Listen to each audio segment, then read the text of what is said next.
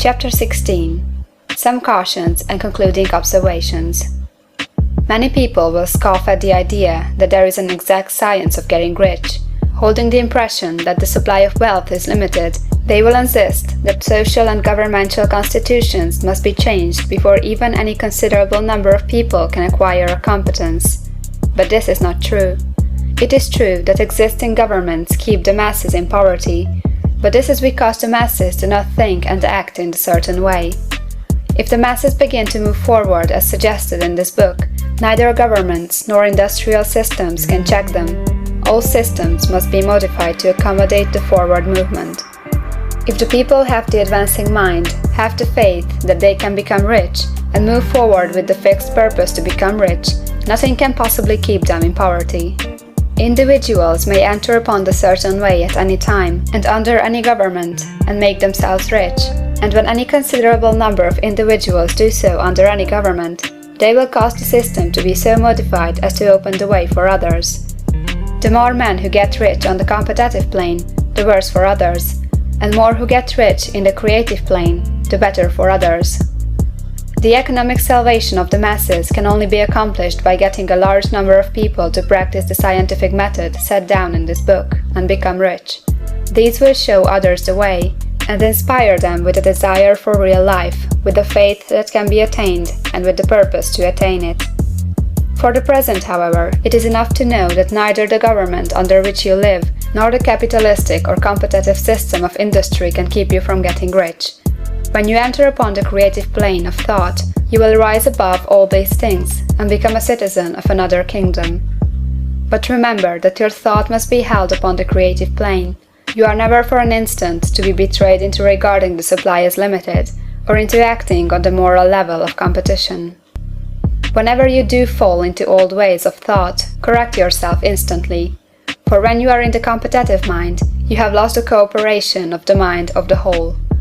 Do not spend any time in planning as to how you will meet possible emergencies in the future, except as the necessary policies may affect your actions today. You are concerned with doing today's work in a perfectly successful manner, and not with emergencies which may arise tomorrow. You can attend to them as they come. Do not concern yourself with questions as to how you shall surmount obstacles which may loom upon your business horizon, unless you see plainly that your course must be altered today in order to avoid them. No matter how tremendous an obstruction may appear at the distance, you will find that if you go in a certain way, it will disappear as you approach it, or that a way over, through, or around it will appear.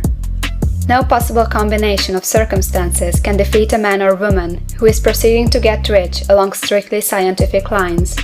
No man or woman who obeys the law can fail to get rich, any more than one can multiply 2 by 2 and fail to get 4. Give no anxious thought to possible disasters, obstacles, panics, or unfavorable combinations of circumstances. It is time enough to meet such things as they present themselves before you in the immediate present, and you will find that every difficulty carries with it the wherewithal for its overcoming. Guard your speech.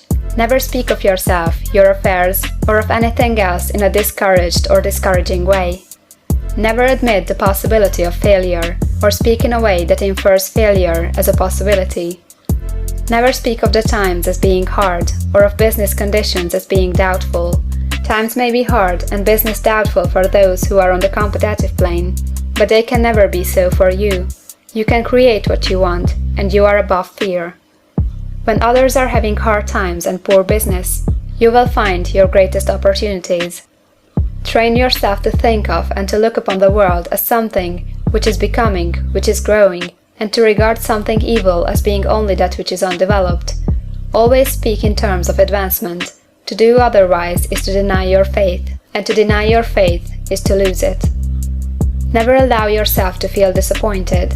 You may expect to have a certain thing at a certain time, and not get it at that time, and this will appear to you like failure. But if you hold to your faith, you will find that the failure is only apparent. Go on in the certain way, and if you do not receive that thing, you will receive something so much better that you will see that the seeming failure was really a great success. A student in this science had set his mind on making a certain business combination, which seemed to him at the time to be very desirable, and he worked for some weeks to bring it about. When the crucial time came, The thing failed in a perfectly inexplicable way. It was as if some unseen influence had been working secretly against him. He was not disappointed, on the contrary, he thanked God that his desire had been overruled, and went steadily on with a grateful mind. In a few weeks, an opportunity so much better came his way that he would not have made the first deal on any account, and he saw that a mind which knew more than he knew had prevented him from losing the greater good by entangling himself with the lesser. That is the way every seeming failure will work out for you, if you keep your faith, hold to your purpose, have gratitude, and do, every day, all that can be done that day, doing each separate act in a successful manner. When you make a failure, it is because you have not asked for enough. Keep on, and a larger thing than you were asking will certainly come to you. Remember this. You will not fail because you lack the necessary talent to do what you wish to do. If you go on as I have directed, you will develop all that talent that is necessary for the doing of your work. It is not within the scope of this book to deal with the science of cultivating talent, but it is as certain and simple as the process of getting rich. However, do not hesitate or waver for fear. When you come to any certain place you will fail for lack of ability. Keep right on, and when you come to that place, the ability will be furnished for you. The same source of ability which enabled the untaught Lincoln to do the greatest work in government ever accomplished by a single man is open to you. You may draw upon all the mind there is for wisdom to use in meeting the responsibilities which are laid upon you. Go on in full faith. Study this book. Make it your constant companion until you have mastered all the ideas contained in it. While you are getting firmly established in this faith, you will do well to give up most recreations and pleasure, and to stay away from places where ideas conflicting with these are advanced in lectures or sermons. Do not read pessimistic or conflicting literature, or get into arguments upon the matter. Do very little reading, outside of the writers mentioned in the preface. Spend most of your leisure time in contemplating your vision, and in cultivating gratitude, and in reading this book. It contains all you need to know of the science of getting rich, and you will find all the essentials summed up in the following chapter. End of chapter 16.